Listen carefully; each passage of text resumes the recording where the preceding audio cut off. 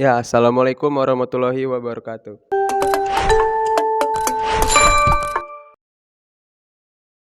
Waalaikumsalam warahmatullahi wabarakatuh. Kembali lagi di Bincang Prisma. Asik nih. Jadi pada malam hari ini kita akan berbincang tentang Maulid Nabi. Jadi bersama saya ada Fakari Marsya dan abang kita nih yang sudah datang pada malam hari ini, yaitu Abang Torik. ya, Abang Torik atau biasa dipanggil lah kalau di sini tuh Ustadz Torik gitu. Jadi kita ini punya beberapa pertanyaan nih Ustadz tentang Maulid Nabi. Oh iya, temanya itu aktualisasi akhlak Nabi Muhammad SAW untuk bangsa dan negara. Ya, mungkin langsung aja kali ya ke pertanyaannya. Nih pertanyaan pertama itu, akhlak itu tuh apa sih Ustadz sebenarnya? Bismillah walhamdulillah wassalatu wassalamu ala rasulillah amma ba'du. Akhlak ini kalau dilihat dari bahasa dulu ya Bang Dafa. Akhlak ini kalau dalam bahasa Arab itu sebagaimana yang telah saya baca itu adalah kata jamak. Kata jamak dari khuluq. Khuluq itu sendiri artinya kalau dalam bahasa Indonesia kurang lebih itu seperti budi pekerti, sikap, watak kayak gitu ya.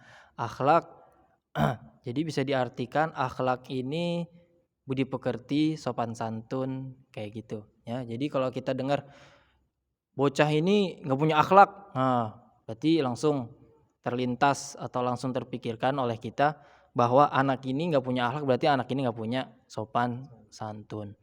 Adapun akhlak ini dengan adab itu sebagaimana yang saya baca itu juga hampir sama, hanya ada beberapa penggunaan yang berbeda sedikit tempatnya. Sebagaimana kita sering mendengar ya orang Indonesia itu sering bilang adab di masjid, tapi bukan ngomongnya akhlak di masjid. Sama aja sebenarnya akhlak sama adab. Mungkin kayak gitu Bang Dava untuk pertanyaan pertama. Yuk. Oke, jadi pertanyaan pertama udah dijawab ya. Jadi kita bisa bedain mana itu akhlak dan mana itu adab. Mungkin bisa kurang lebih sama. Ya, gitu. Terus ini Ustadz nih pertanyaan keduanya. Apa lagi tuh? Apakah penting sebuah akhlak dalam menjalani kehidupan sehari-hari? Bismillah.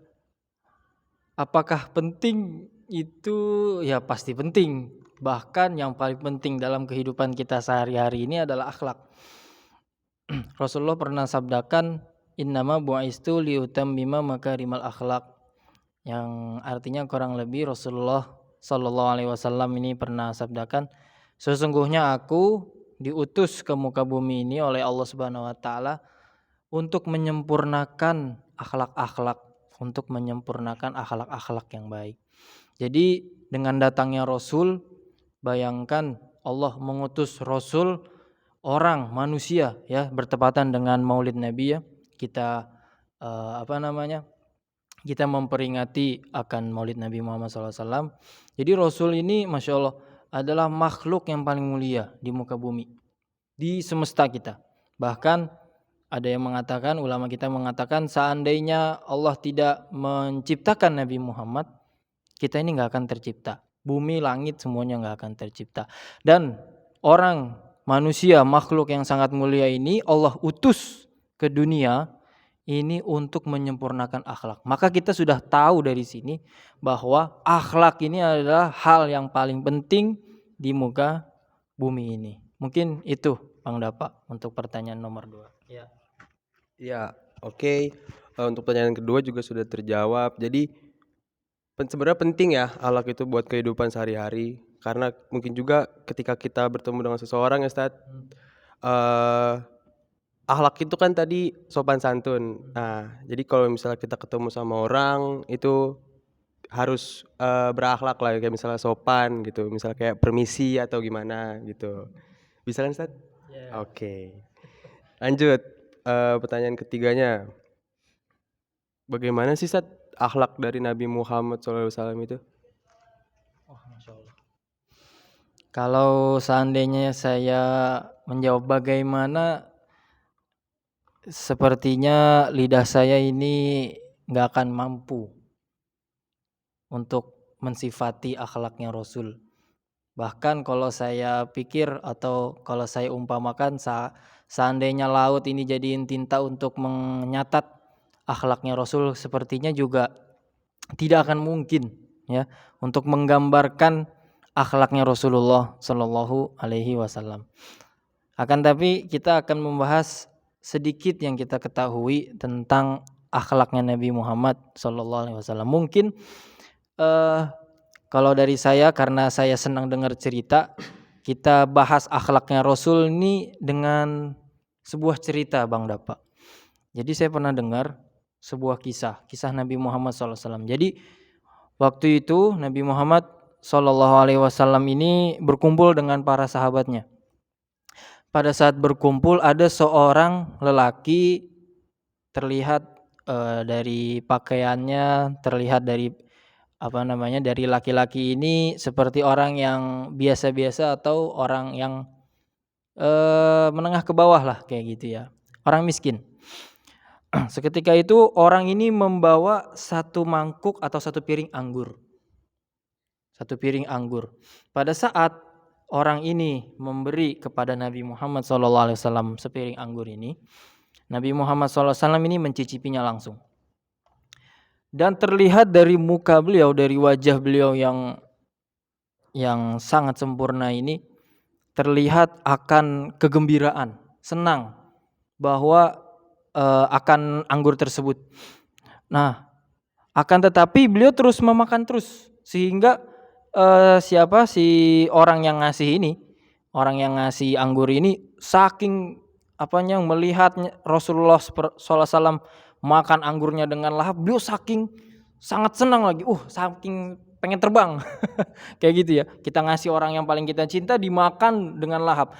Akan tetapi ada yang janggal di mana para sahabat melihat Rasulullah, kok Rasulullah nggak bagi-bagi kita sih anggurnya, dan beliau ambil terus satu persatu sehingga habis. Pas habis dikasih piringnya, dan orang yang tadi yang ngasih sangat senang, pada saat pulang juga sangat senang sehingga hatinya ini pengen terbang.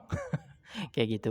Pada saat orang ini pergi, langsung para sahabat ini menanyakan, wahai Rasul, kita melihat kejanggalan, kenapa engkau yang biasanya ini pada saat diberi orang makan biasanya ngasih kita juga, maksudnya makan bareng, kok ini antum ini Rasulullah ini engkau ini nggak ngasih kita, kok dimakan sendiri? Apa kata Rasul? Rasulullah SAW sabdakan, ketahuilah wahai sahabatku, sesungguhnya anggur yang dia tadi bawa ini rasanya pahit. Masya Allah, rasanya pahit. Nah, aku melihat orang yang memberi anggur tersebut sudah senang pada saat anggurnya dimakan. Aku makan.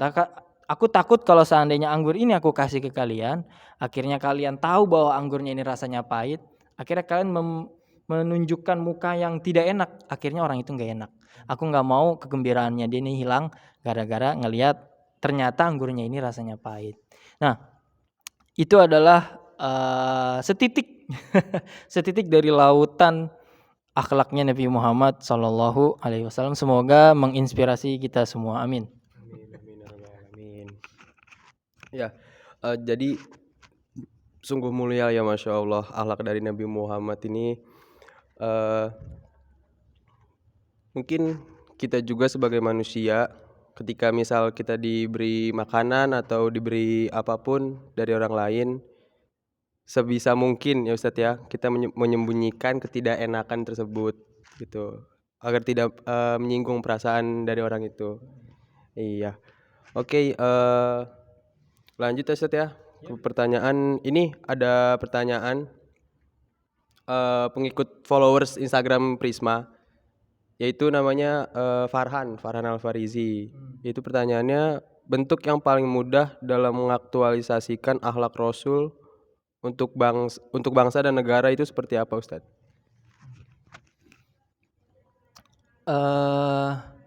Saya jawab, peristiwa Nabi Muhammad SAW waktu hijrah ke Madinah. Jadi ajib. Dulu ini di Madinah yang sebelum kotanya ini bernama Madinah Al-Munawwarah, itu namanya Yasrib. Kota Yasrib ini pada saat didatangi Rasulullah SAW bersama para sahabatnya ya hijrah ke sana, akhirnya kota ini dinamakan Madinah Al-Munawwarah, artinya kota yang bercahaya. Ya gitu. Sebelum itu di Madinah itu ada dua suku yang sering bermusuhan, yaitu suku Aus dan juga suku Khazraj. Juga kalau kita lihat beliau Shallallahu Alaihi Wasallam ini pada saat hijrah, pada saat ke Madinah, itu ajib. Beliau ini melakukan metode atau menyatukan para sahabatnya, mempersaudarakan sahabatnya, sehingga sahabatnya Muhajirin dan sahabat yang Ansor itu dipersaudarakan, seakan-akan dia ini adalah saudaranya. Hingga kita pernah dengar sering dengar kaum Ansor nih sampai ngomong ke sahabatnya atau ke saudaranya ya dari kaum Muhajirin, ini ngomong, udah aku punya 2 rumah, 1 rumah untuk kamu.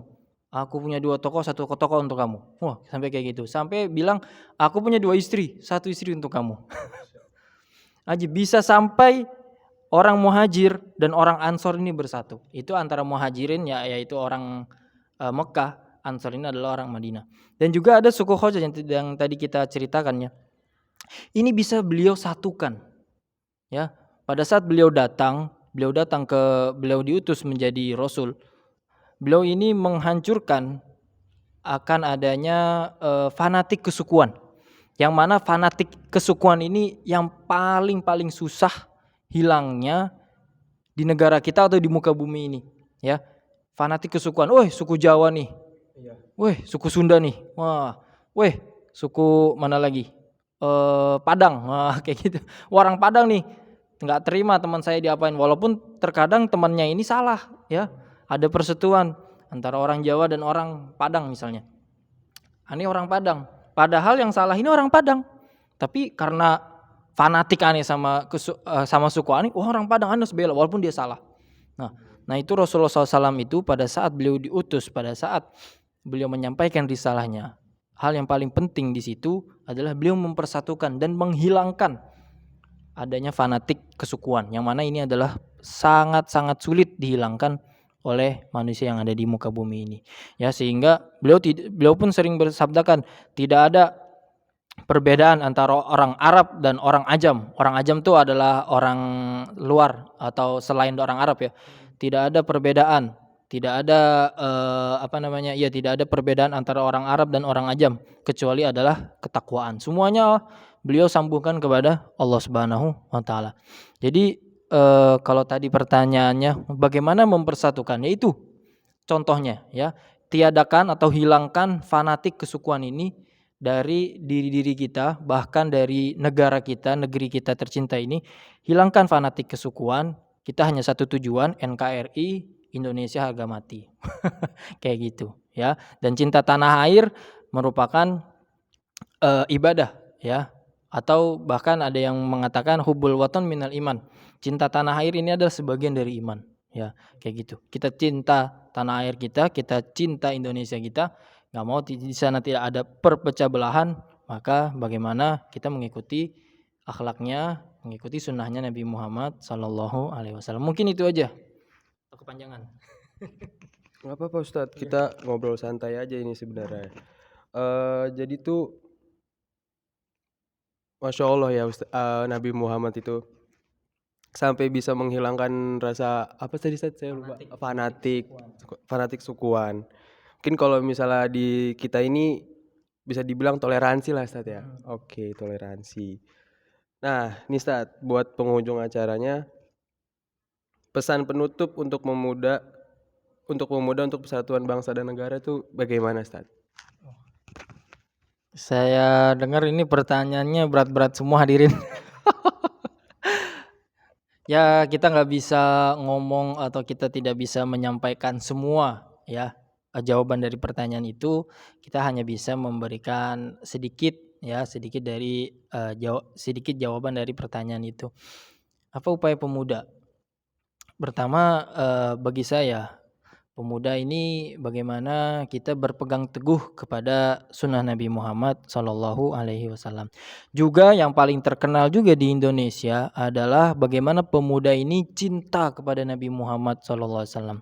Dengan cinta kepada Nabi Muhammad Shallallahu Alaihi Wasallam dan banyak orang yang cinta kepada Nabi Muhammad Shallallahu Alaihi Wasallam, ini akan menimbulkan persatuan, ya, akan menimbulkan persatuan. Satu hati, satu cinta, cinta Nabi, ya, nggak ada yang lain. Kalau kita cinta pemain bola, belum tentu tuh pemain bola bakalan syafaatin kita di akhirat, ya kan?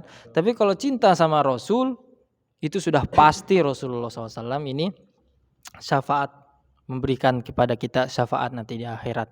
Ya, jadi pesan saya kepada pemuda semuanya, bagaimana kita tumbuhkan rasa cinta kita kepada Nabi Muhammad SAW, dan terutama di bulan yang mulia ini, bulan kelahirannya beliau, bulan Rabiul Awal, ya, kita perbanyak lagi sholawat kepada Nabi Muhammad Sallallahu Alaihi Wasallam. Bagaimana kita cinta kepada Nabi?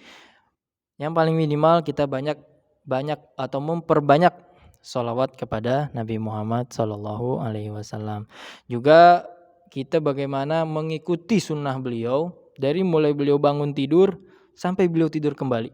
Itu kita ikutin sunnahnya, insya Allah, dan pasti, ya, di dalam sunnah ada kejayaan. Ya, intinya kayak gitu. Di dalam sunnah ada kejayaan. Mau sunnahnya seperti apa, kita amalkan, pasti ada kejayaan. Ya, insya Allah seperti itu Bang Dapak. Pesan saya untuk pemuda-pemuda Indonesia khususnya. Ya, terima kasih Ustadz sudah menjawab pertanyaan dari kita, dari panitia. Mungkin cukup ya Ustadz? Oke, cukup. Sekian dari saya bincang Prisma kita hari ini. Billahi taufik wal hidayah. Wassalamualaikum warahmatullahi wabarakatuh.